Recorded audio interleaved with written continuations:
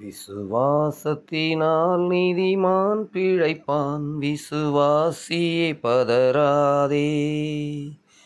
விசுவாசத்தினால் நீதிமான் பிழைப்பான், விசுவாசியே பதறாதே. கலங்காதே திகையாதே விசுவாசியே, கல்வாரி நாயகன் கைவிடாரே. கலங்காதே திகையாதே விசுவாசியே, கல்வாரி நாயகன் கைவிடாரே. விசுவாசத்தினால் நீதிமான் பிழைப்பான், விசுவாசியே பதறாதே.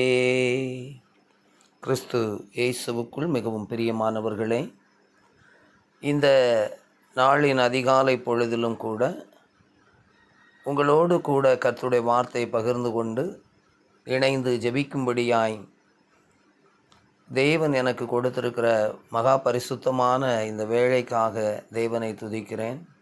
பிதா, குமாரன், பரிசுத்த ஆவியாகிய திரியேக தேவனுடைய நாமத்தில் உங்கள் யாவரையும் வாழ்த்தி இந்த நண்பர் ஐக்கிய சுவிசேஷ ஊழியத்தின் நிகழ்ச்சிக்காய் வரவேற்பதில் மகிழ்ச்சி அடைகிறேன். கிறிஸ்துவுக்குள் மிகவும் பிரியமானவர்களே, நாம் இந்த மாத ஆரம்பம் முதலே தியானித்து வருகிறபடி எழும்பி பிரகாசி உன் ஒளி வந்தது, கர்த்தருடைய மகிமை உன்மேல் உதித்தது என்ற தலைப்பின் அடிப்படையில் எழும்புவதை குறித்ததான காரியங்கள், யாரை தேவன் எழும்பு என்று சொல்லுகிறார் என்கிற காரியங்களை, என்ன தகுதிகளையெல்லாம் நாம் பெற்றிருக்க வேண்டும் என்பதையும் தியானித்து வருகிறோம்.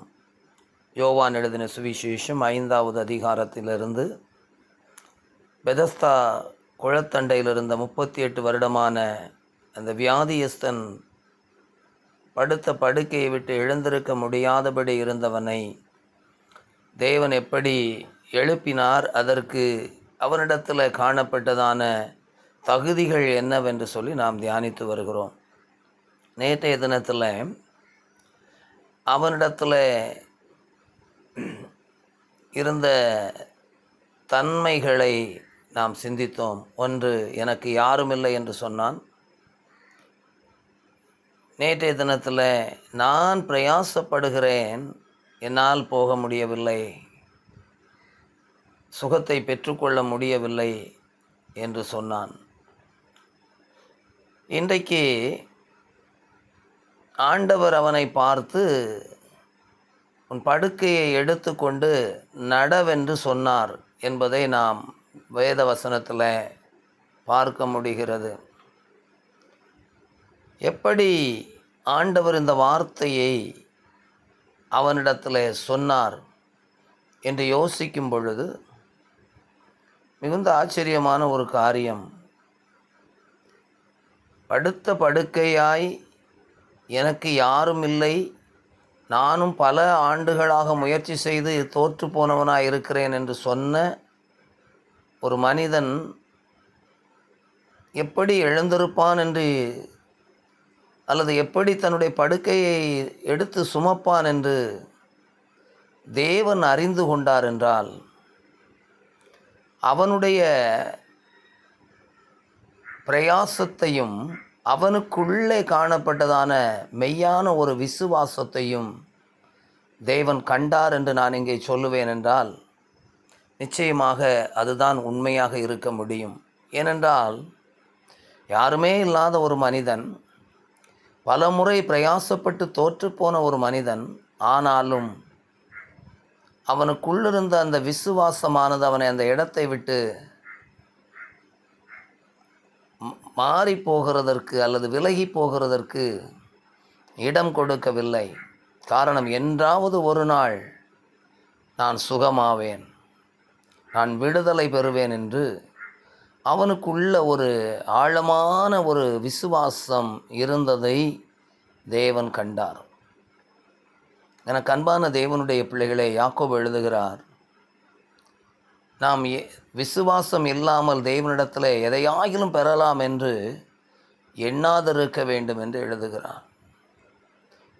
அப்படி என்றால் இந்த மனிதனுக்குள் இருந்த ஒரு விசுவாசம், இவர் தேவன் என்று அல்ல, இவர் ஆண்டவர் என்று அல்ல, இவர் சுகமாக்க போகிறவர் என்பது அல்ல, மாறாக நான் என்றைக்காவது ஒரு நாள் குணம் அடைவேன், விடுதலை பெறுவேன், சுகம் பெறுவேன், வெற்றி பெறுவேன், என்னுடைய இந்த போராட்டமான இந்த சூழ்நிலையிலிருந்து நான் வெளியே வருவேன் என்று சொல்லி அவன் விசுவாசித்திருந்தான் என்பதை ஆண்டவர் தம்முடைய ஆவிக்குள் உணர்ந்தவராகத்தான் அவனை பார்த்து அந்த வார்த்தை சொல்லியிருக்க முடியும் என்று நான் நம்புகிறேன்.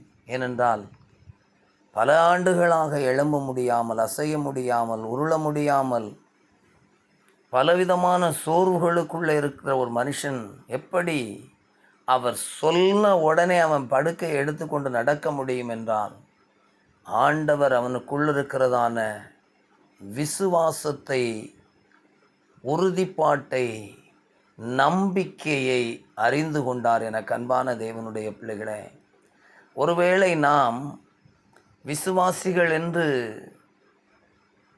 தம்பட்டம் அடித்து கொண்டு தெரிய வேண்டிய அவசியம் இல்லை. விசுவாசி விசுவாசி என்று கூறிக்கொள்ள வேண்டிய அவசியம் இல்லை. ஆனால் நம்முடைய விசுவாசமானது தேவனுடைய இருதயத்துக்குள்ளே ஒரு அசைவை உண்டாக்க வேண்டும்.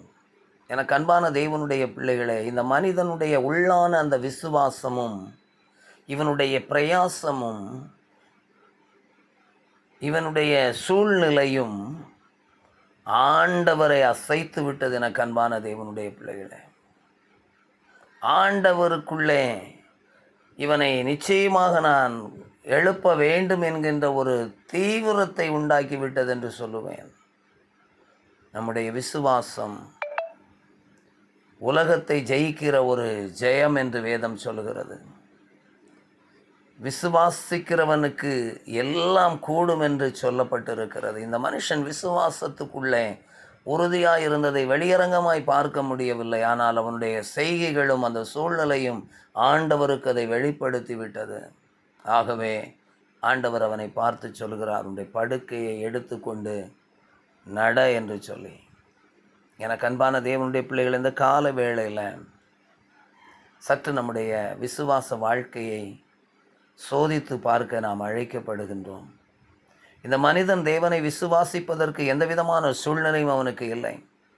ஆனால் அவனுடைய உள்ளத்துக்குள்ளே நான் என்றாவது ஒரு நாள் விடுதலையாவேன் என்கிற நம்பிக்கை இருந்தது. இரண்டாவதாக, அவனிடத்தில் வந்து நிற்கிறவர் தனக்கு சுகம் கொடுக்க போகிறார் என்பதெல்லாம் அவனுக்கு தெரியவில்லை. ஆனாலும் ஆண்டவர் அவனை பார்த்து உன் படுக்கை எடுத்துக்கொண்டு நட என்று சொல்லுவதற்கான காரணம், இவன் அதற்கு தகுதியானவன், இவன் அதற்கு பாத்திரமானவன் என்று சொல்லி ஆண்டவரை அது அசைத்து விட்டது. அந்த அவனுக்குள்ளிருந்த விசுவாசம், கடுகளவு விசுவாசம், மலையை பார்த்து பெயர்ந்து சமுத்திரத்தில் தள்ளுண்டு போ என்று சொன்னால் போகும் என்று வேதம் சொல்கிறது. தேவ பிள்ளையே, முழுமையான விசுவாசம் நமக்கு இருந்தால்தான் நாம் எழுந்திருக்க முடியும். முழுமையான விசுவாசம் இருந்தால்தான் நம்மை ஒருவர் தூக்கிவிட முடியும். என்றால் அவர் நம்மை தூக்கி விடுவதற்கு நாம் முழுமையான ஒத்துழைப்பை கொடுக்க வேண்டியது அவசியம். இந்த மனிதனுக்குள்ள அந்த முழுமையான விசுவாசம் இருந்ததை தேவன் கண்டுதான் அவனை பார்த்து சொல்லுகிறார், உன் படுக்கையை எடுத்துக்கொண்டு நட. இல்லாவிட்டால் அந்த வார்த்தை சொல்ல முடியாது. என்னால் 38 வருடமாய் அசைவற்றவனாய் முயன்றும் தோற்று போனவனாய் இருந்த ஒருவனுக்கு விசுவாசத்தின் வலிமையை செயல்படுத்துவது என்பது எளிதானதல்ல. நம்முடைய விசுவாசம் எதை சார்ந்து இருக்கிறது? நம்முடைய விசுவாசம் எப்படிப்பட்ட சூழ்நிலைக்குள்ளே இருந்து கொண்டிருக்கிறது? எல்லாம் நமக்கு அனுகூலமாக இருக்கும்போது நம்ம விசுவாசிக்க வேண்டிய அவசியமே இல்லை என்றால் வேதம் சொல்கிறது, விசுவாசமானது நம்பப்படுகிறவைகளின் உறுதியும் காணப்படாதவைகளின் நிச்சயமுமாயிருக்கிறது. இந்த கால வேளையில் உங்களுடைய விசுவாசம் நம்பப்படுகிறவைகளின் உறுதியாக, காணப்படாததின் நிச்சயமாக இருக்கிறதா? இந்த மனிதனுக்கு விடுதலை என்பது, எழுந்திருப்பது என்பது காணப்படாத ஒன்றாக இருந்தது. ஆனால் நிச்சயமாய் ஒரு நாள் எழுந்திருப்பேன் என்று நம்பிக்கொண்டிருந்தானே, தேவன் அதை உணர்ந்தவராய் தான் அவனிடத்தில் அந்த வார்த்தையை சொன்னார். இந்த காலவேளையில் உங்களை பார்த்தும் சொல்ல விரும்புகிறான். ஜெபம் செய்வோம். நேசிக்கிற நல்ல ஆண்டவரே, பரிசுத்தமுள்ள பிதாவே, இந்த காலவேளையிலப்பா அந்த மனிதனுக்குள் இருந்த உள்ளார்ந்த விசுவாசத்தை தேவன் காணும்படி அது செய்ததே. எங்களுக்குள் ஒரு ஆழமான விசுவாசம். எந்த சூழ்நிலையில் இருக்கிறோம், எப்படிப்பட்ட நிலைமையில் இருக்கிறோம், எங்கே விழுந்து கிடக்கிறோம் என்பதை விட நான் ஒரு நாளில் எழும்புவேன் என்றும், என்னை ஒரு நாளில் தேவன் உயர்த்துவார் என்றும், என்னை ஒரு நாளில் தேவன் அற்புதங்களை காணச் செய்வார் என்றும் நாங்கள் விசுவாசிக்கும் கிருபையை எங்களுக்கு கட்டளையிட்டருளும். இயேசுவின் நாமத்தில் பிதாவே, ஆமென். என் ஆத்துமாவே கர்த்தரை ஸ்தோத்திரி, என் முழு உள்ளமையோடு பரிசுத்த நாமத்தை ஸ்தோத்திரி. என் ஆத்துமாவே கர்த்தரை ஸ்தோத்திரி, கர்த்தர் செய்த சகல உபகாரங்களையும் மறவாதே.